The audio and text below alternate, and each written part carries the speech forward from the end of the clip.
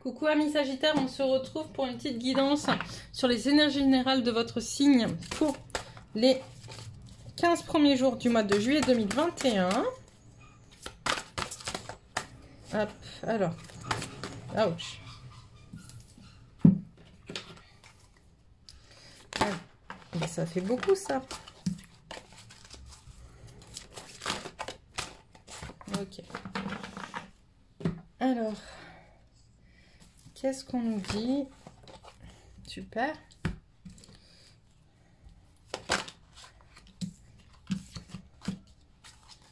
Et une petite carte ressources pour aider.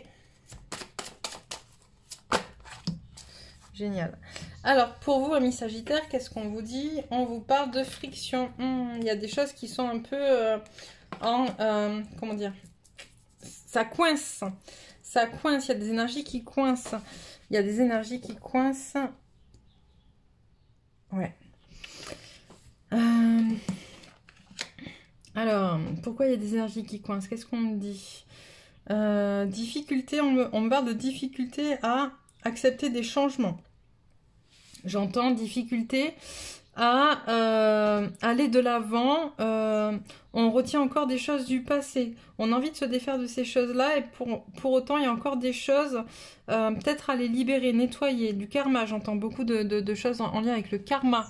En lien avec le karma, en lien pour certains aussi avec des traumas d'enfance qu'on n'a pas voulu regarder jusqu'à présent, qu'on a nié, d'accord? C'est pas des choses dont on est dans le déni, on sait, j'entends, on sait, mais on veut pas aller voir, on veut pas les regarder en face correctement.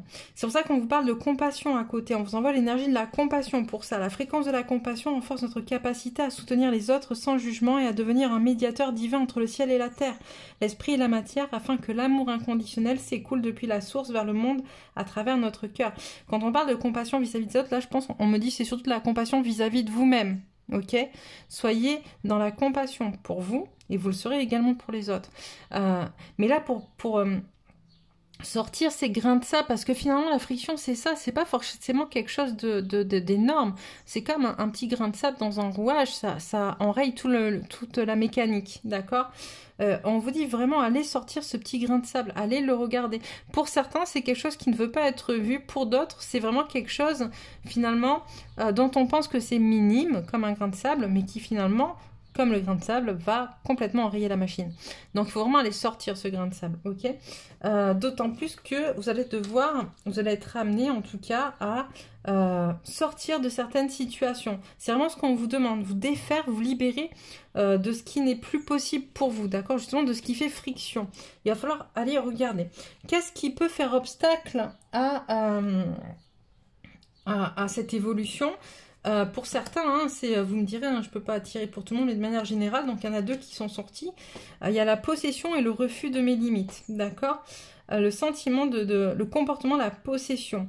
Très souvent, quand on est dans la possession, il se passe plusieurs choses. La première, c'est qu'on peut être dans la possession vis-à-vis des gens. Souvent, on va dire, encore récemment, j'ai entendu, oh là là, elle est jalouse, c'est parce qu'elle l'aime. Non, on n'est pas jaloux quand on aime. Quand on aime quelqu'un de manière inconditionnelle, il n'y a pas de jalousie.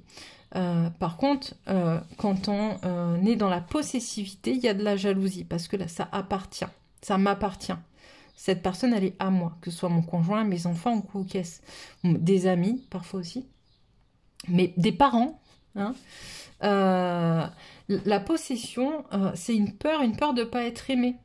D'accord? Donc, je garde ce qui est à moi. C'est comme quand on est enfant, rappelez-vous quand vous étiez enfant, votre doudou, c'est rassurant de savoir que c'est le vôtre et qu'il n'est qu'à vous et qu'il ne sera qu'à vous, finalement, ce doudou-là.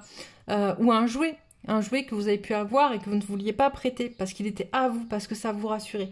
La possession, c'est ça, c'est qu'on se rassure à travers le fait de posséder, entre guillemets, hein, bien évidemment, une personne, ou bien de posséder des objets aussi. D'accord? On vous demande de lâcher prise là-dessus. Pour d'autres, on sera plus sur le refus des limites. Des gens qui... comment dire? Alors j'entends des gens qui veulent tout avoir, mais pas que. Des gens qui veulent tout avoir, mais qui ne sont pas en capacité... Il n'y a pas de cohérence dans cette possession. dans cette possessivité. Du coup, il n'y a pas de cohérence. Il n'y en a jamais en vrai. Mais il y a aussi le fait des fois d'aller beaucoup trop loin. D'accord? D'aller beaucoup trop loin parce qu'on veut se tester, on a besoin de se prouver qu'on existe, qu'on est en vie, j'entends. Et du coup, ça vient faire obstacle justement à ce sentiment de compassion dont on vous demande de faire preuve en ce moment. Par rapport à cette situation, on vous demande vraiment de garder espoir, de connecter à l'espoir en fait. La seule chose qui nous permet d'avancer en vrai dans la vie, c'est l'espoir. Ou la foi parce qu'on sait, ou l'espoir parce que du coup l'espoir nous permet de continuer à croire. Voilà. Donc c'est un peu ce qu'on vous demande à vous, amis Scorpions. N'hésitez pas à me dire, à mettre en commentaire. N'hésitez pas à vous abonner si vous n'êtes pas encore abonné et si cette petite guidance vous a plu. Moi je vous embrasse bien fort et puis je vous dis à très vite, mi-juillet, pour la suite des énergies générales de ce mois en cours. À bientôt!